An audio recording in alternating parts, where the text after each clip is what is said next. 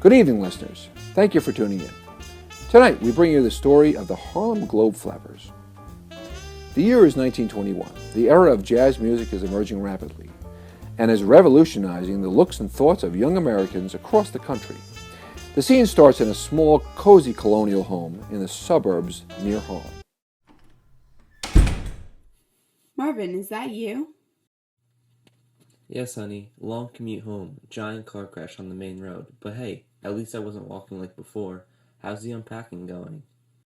It's all right. All these new houses in this development and their nifty appliances seem to make my life more complicated than simpler.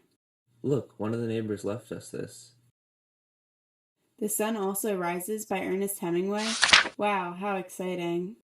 Jane, they're just trying to be nice. Also, don't bother making dinner tonight. I have to go back to work. I thought you were done for the day. You never work overtime. I just, have to finish up some stuff for my boss. All right, I was going to catch a movie anyway. We'll be right back after a quick news announcement.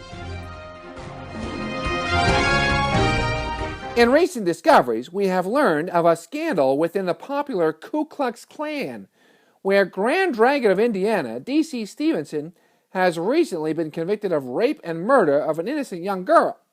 The incident is undergoing an investigation, and we will keep the public updated as soon as we know more.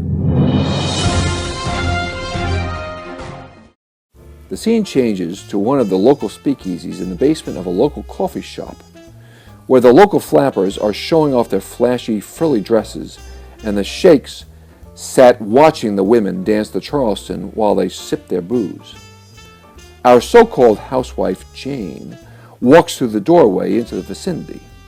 Her appearance mirrors that of the other flappers. She joins a group of her friends near the bar.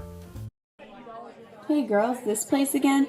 We've been here 2 nights in a row. The cops are going to recognize us dressing up to go into a closed coffee shop. Jane, everyone already knows about us. I mean, we are the Harlem Globeflappers after all. We are known all around Harlem. I'm sure the cops gave up on us now. Jane happens to be secretly part of a risque flapper group, known to travel from speakeasy to speakeasy, impressing the sheiks all over town. The only issue is, Jane's husband does not have one clue about her secret alter ego. Come on, Jane, have a drink, something to ease the nerves a little bit. I don't know, ever since Prohibition, I've just felt weird drinking. You sure? You seem a little nervous. Everything all right? Yeah, I'm fine. How about we try to find a new place, something a little more lively? Jane and her group of flappers exit the old dark coffee shop, walking the lonely streets, and head for a well-known club in the heart of Harlem. After a little while of weaving through the alleys, the group of women passed the Apollo Theater, which was lit up end to end with twinkling lights, showing off the movies that were being shown. It's really dark out here. I hope we don't run into any gangs in this area. I heard through the grapevine that the Italian mob has been taking over and that mobster Al something is ruthless. Oh, I know who you're talking about. Al Capone. You don't want to run into him and his people ever. Oh, don't worry, I don't plan on it. Hey, Jane, what was your excuse this night to your oblivious husband? Actually, I told him I was seeing a movie. I don't know how he landed a job with the Ford dealership, because he never has a clue. Well, we have to make sure you keep up the act. What movie did you tell him you were seeing? Marvin thinks I'm seeing The Jazz Singer. Ooh, that Al Jolson puts on a great show. I saw it last week. Oh, you must tell me more, in case Marvin asks me something about it. Well, the baseline is that Jolson plays a young Jewish boy who is going against his father's expectations of being a cantor, because his dream is to sing jazz music on stage. It's a wonderful show. Sometime you ought to actually see it for real instead of just lying about it. That seems like a grand time. Geez, they totally just ignored the light. You know, they make the traffic light to make driving safer for people driving and walking around, but some people just don't seem to care.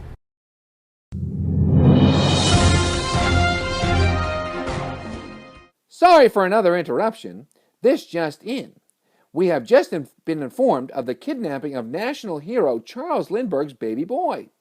It was reported that the child was taken from the second-story window of the Lindbergh household by ladder between 8 and 10 p.m. There are no known suspects at the moment. The child was last seen wearing one-piece coverall nightsuit. The baby has curly blonde hair and dark blue eyes. If any listeners have any information or see anything suspicious, call the local police. The women continued walking with happy smiles and not a care in the world. For the longest time, Jane has been keeping up her thrilling second life without her loving husband knowing, until now. They made their way towards the world-famous Cotton Club, where tonight one of Jane's favorite singers was performing. Oh my, I'm so excited to hear Louis Armstrong perform. His voice can make you melt in an instant, and that trumpet playing, I could listen to it for hours. Well, you're in luck because tonight we're going to party. The women entered the club with high hopes for the night. The club was filled with dancing adults with their flashy apparel, listening to the jazz.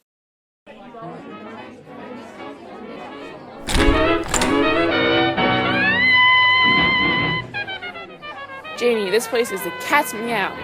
I don't know why we don't ever come here as often. Me either.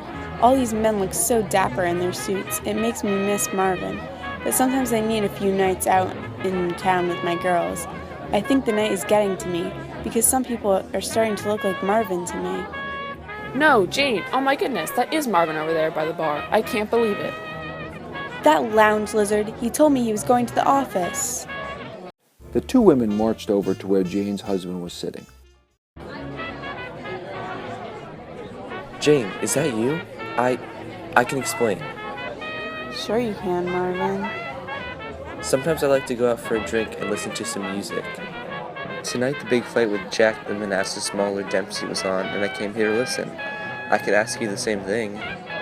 Well, one night the ladies gave me this dress and said we were going out, but I didn't think you would approve, so I told you I was going to see a movie. So ever since that night, I've been telling you I was going out, when really I was going dancing with the girls. I shouldn't have lied to you, but I never thought you would approve. This is very amusing. We both have double lives and didn't realize. I guess we can party more often now together, won't we? The couple proceeded to go dance the Charleston for the rest of the night. Being a sheik and a flapper went against societal standards, so many common people found it astonishing to be a part of. I'd like to thank all of the listeners for tuning in to today's playing of the Harlem Globe Flappers. Catch us here at the same time tomorrow for a brand new show. Thank you all, and have a wonderful evening. I think to myself, what a wonderful world.